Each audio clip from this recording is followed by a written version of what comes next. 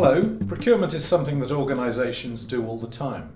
But too often the procurement, whether it's goods, services or works, isn't planned and delivered to achieve optimal results. I've run procurement exercises over many years for councils, housing associations, charities and other bodies. In other cases I've advised tenderers on their bids, and I've also spent many years actually tendering for all sorts of work. What can go wrong in a procurement? Here are a few examples. The people running the procurement don't understand the services that they're tendering. So you get, for instance, legal services procured in the same way as cleaning and gardening services are procured. You might get unrelated activities bolted onto the tendering willy-nilly, so there's no coherent overall package that's being procured. Or a tender exercise is run at the last minute in order to hit particular deadlines within the organisation, and a rushed process then leads to poor bids being received, or indeed no bids at all.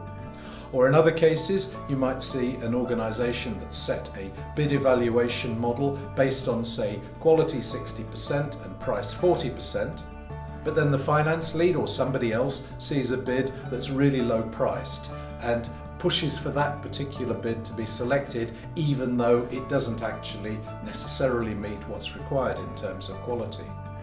Here are our 3 top tips. Number 1, get your contract strategy right. Make sure you know exactly what you're procuring, why you're procuring it and what you want to achieve from the tender exercise. Make sure that the specification and the contract terms make sense both for your organisation and for the market that you're seeking to attract. Number 2, set out a procurement timetable that makes sense. Plan it early, factor in your organisational deadlines, ensure that your specification and tender documents are ready to go at the outset. If it's appropriate, do some soft market testing in advance, and crucially, allow enough time for bidders to receive and consider the documents, to ask questions and to prepare well thought out bids. And number 3, make sure that you have your client team identified.